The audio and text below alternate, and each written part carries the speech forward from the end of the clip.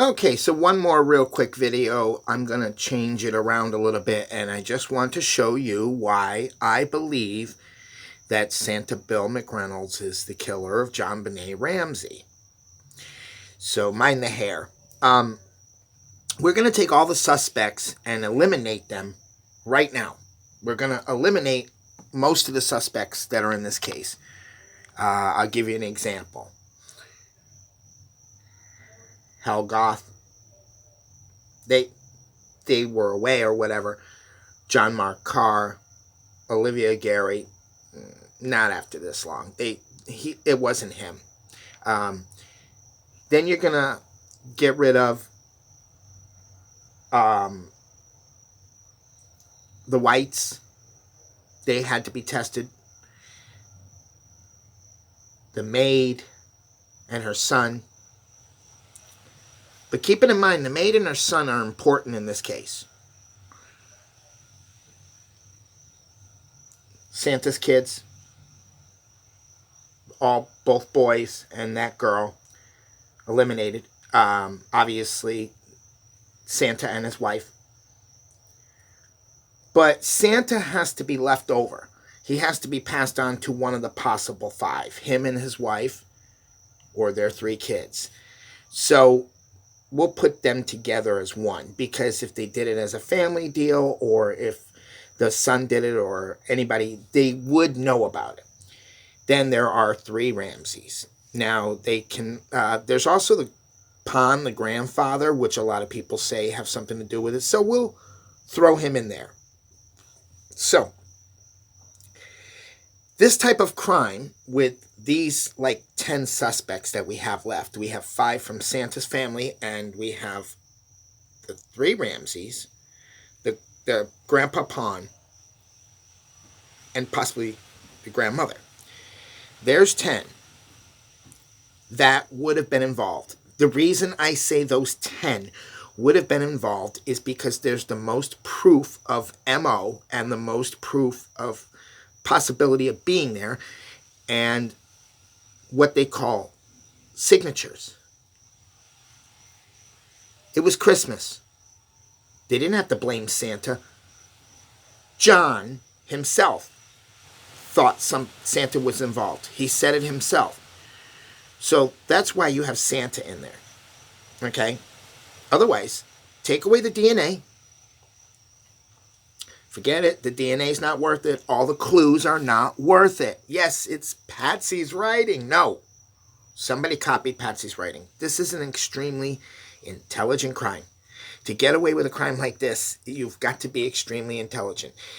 So, let's still narrow down how many people. Burke, yeah, he hit her with a flashlight. He did this, and they covered up. Burke has autism. And unless he has Asperger's,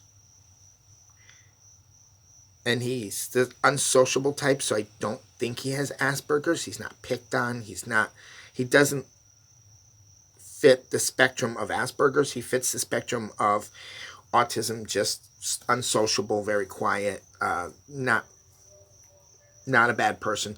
I doubt 9 years old he was there. I will say that he wasn't. He was upstairs playing Nintendo in his room. This is not a crime that a 9-year-old can commit. That's not even a ransom note that a 9-year-old can commit. A lot of people think that Burke did it and the mother and father covered up. But Burke, there's no way Burke did this crime. That 8-inch crack had to have been done by somebody at least 150 pounds. Boom. Eliminated Burke right there. Eliminate Mr. Ramsey, because obviously the ransom note was to Mr. Ramsey. It was attention, Mr. Ramsey. Why would he write a note to himself? That you don't write a note to yourself. You would write a note to your family to make your whole family involved. If you're involved and you're a crooked family member, you're going to involve other family members and someone's going to talk. Mr. Ramsey is the type to talk. Mrs. Ramsey, she right now is one of the closer suspects in this case because she's dead and we cannot find out other information. We can't continue to ask her questions. She has a lot of motivation because she was sick. She wanted to take her daughter with her. There's a lot of possibility because of her ovarian cancer, that included JonBenét. his only daughter. She doesn't want John to go with her daughter because his daughter already passed. It's a psychological evaluation, so she has a lot of motive in this. And not with the ransom note. Yes, it matched her writing, but a ransom note like this, no mother's going to think up shit like this after she just covered up. She's not going to sit up all night and act this out. This woman was not acting. This woman came down after a night of drinking. She is not. They did exactly what they said. They took her up to bed and they tucked her in. She tucked her in. He carried her up the stairs. The mother always tucks in. The father, good night, and they left. Patsy didn't do this crime. There's no. The only thing they have is for MO, like motive of opportunity, why they wanted to do that crime would be because she was sick. And psychologically, maybe she covered up. That could be a motherly thing, just like the wrapping of the baby is a motherly thing. So Patsy still should be included as a suspect. Then there's Santa Claus. Now, Santa could have a key. He's a journalism professor. He teaches the media how to speak. Santa, Bill McReynolds, is a journalism professor. He is a college professor that has gone here and there and here and there and here and there and here and there. Every time he's in a state, a beauty queen is killed. Now, I just threw that in there just to hint beauty queen was killed, like 1957 Maria Rudolph.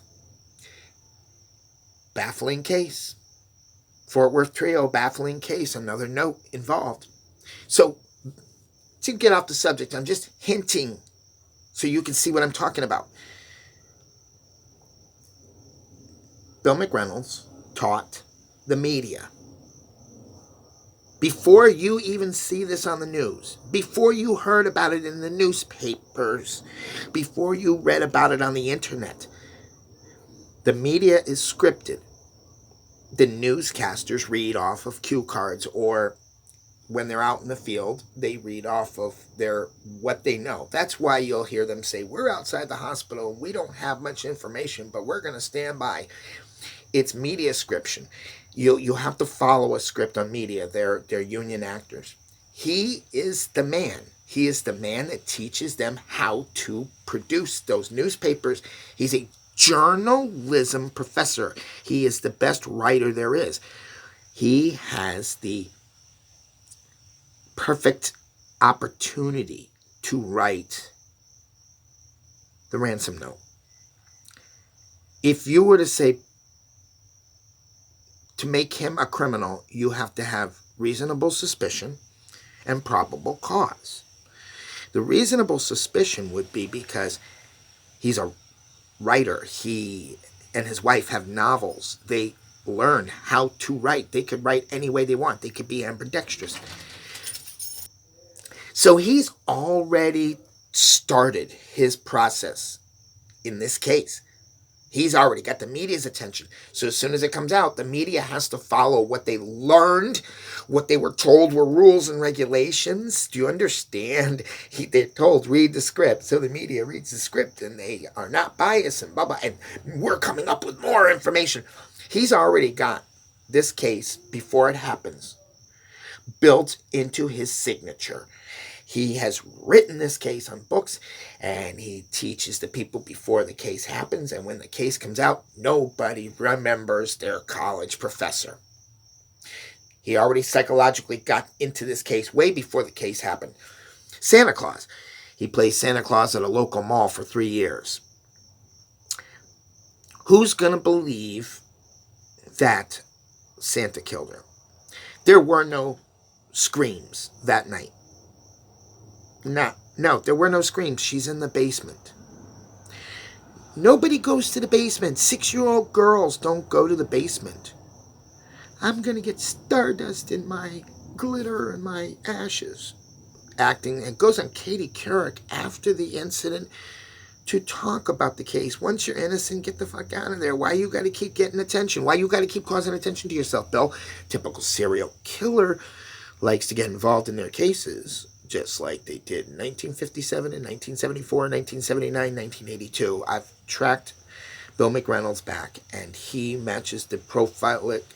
Bill McReynolds matches the profile of a serial killer who lost his dad, lived with his mom, a maid. His mother was a maid for some rich people in Texas, and he was the son. Not only was the mother the maid, the mother was sleeping with the rich man, and the rich man had a 27-year-old son when he was 10, so somebody that was a teenager when he was growing up. And that's where I did some background check, and Bill McReynolds fits the characteristics of somebody that would be able to write ransom notes due to his education. His location, he's in a lot of those locations. That another reason they could blame him. I mean, that's reasonable suspicion to be in Utah during the time that somebody was killed. Probable? Well, probability is that it shows that on his record where he was at all times. Patsy Ramsey, I'm going to eliminate her. I'm telling you, I'm going to eliminate Patsy Ramsey because Patsy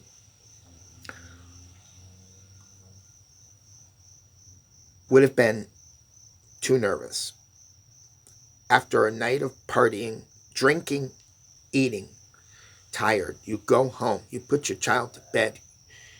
No, you're not going to cover up at 2 a.m. or 3 a.m. in the morning something that happened with Burke because he got up and killed her. No, Burke didn't get up and killed her. They were going to Michigan the next morning. Every one of them was asleep. There's no reason anybody can blame the Ramseys because the DNA, even with the DNA, if it didn't matter, their DNA would be all over JonBenét and her clothes and stuff, their mother and father. And they didn't find any DNA like that matching. They have no probable cause. But Bill McReynolds does have probable cause because he even was quoted by two children that he was going to take a visit. Right there, they should have matched it up with the Girl Scouts. In the Girl Scouts in Oklahoma in 1971, I think, they wrote on a donut box, "We're going to kill the girls in 1B. What happens a couple weeks later or whatever, they kill. And guess what? There was a ransom note put there. We're going to kill the girls ahead of time. And the flashlight incident, it's matching up. Bill McReynolds is the most likely suspect to have killed JonBenét. It's called PTSD because he's a serial killer. I would like to see anybody else. The comments is fine. I want to see what people's reactions are. That's fine. I don't care. Because the more it gets spread around, the more I'm going to prove myself right. I just want people to realize that this crime has overkill. That's a serial killer.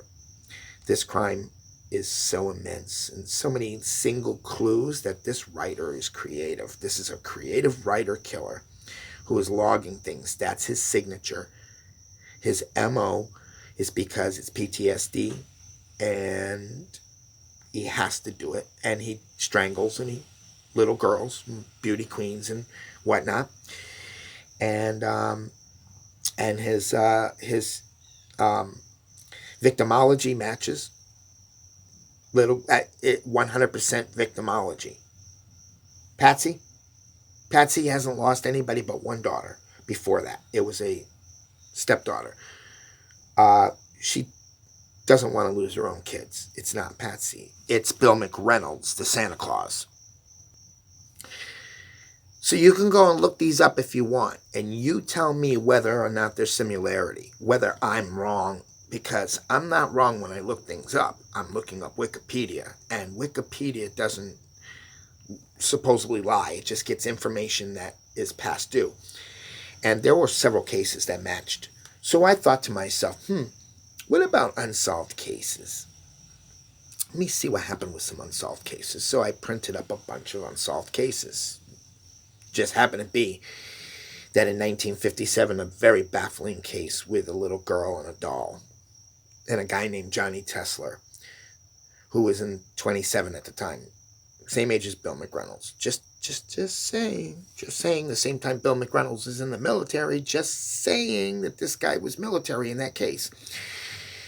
And so I kind of, okay, this is an interesting case with the president and everything. Then I go on and I see another one that is 1974. And that is the Fort Worth Trio. 3 girls go missing. A letter is written in pen, but addressed in pencil on the envelope and different stamp date. We went to Sears. Or no, we went to Houston. The car is in Sears upper lot, and they just disappeared. Never been seen again. Very ransom note bill. Very, Texas. Oops, where Bill was born. Oops, at the time he was in. Oops. Then you get to 1979. I still think Michelle Martinico, that was stabbed to death at Christmas time in a mall. And I don't think the guy that killed her, that was blamed or something, the DNA, it's not right. It's fitting the same signature. The same signature. Look it up. She was going to the mall to buy a coat because she had a show to do. Same as JonBenét, beauty queen. Same as 1982, Little Miss Utah. I think her name was Rachel Union. Little Miss Utah, 1982, a beauty queen killed. Just look at the case. Just look at the case. Just like the Amber girl. And the Rachel Union, by the way, made the first, I believe, Rachel alert. Just like the Amber alert. Bill McReynolds is a serial killer. He's vindictive, but he is trying to teach a lesson like Dexter. Just like the producers and directors that wrote the show Dexter. They made him a vigilante serial killer. So what he was doing was good, but he wasn't doing good. He was killing people, but this man, what he's trying to do is pay back for the death of his sister. Psychological problems. He wants to teach the world a lesson. That's why they have the Rachel alert. He is trying, that's why he obsesses with the media. He wants to be known as the criminal mastermind. He wants to be the one that got away with all these cases and wrote it all in books. It's a psychological profile. You can take it to the FBI, and any FBI profiler, even any psychologist or psychotherapist, will say there is that 50-50 possibility this could happen. Bill is a victim of PTSD. He's not who you think he is. Neither is his wife. And Bill's been doing this for years. Beauty queens, young girls that remind him of his victim in his family. And they need to do more research on Bill McReynolds, and they need to really do some in-depth. But the problem is Bill McReynolds was in the military, and that time of the year when he was in the military was, well, hush-hush. Very, very hush-hush. Bill McReynolds got several Social Security numbers. He's originally from, I believe, New York. But at 10 years old, he was logged in, and his death of his sister was already done. In Texas, so before 1940, you're not going to find much information, but I do want them to research killings of young girls throughout America in possibly 1935 to 1940, and they will find Bill McReynolds' sister there.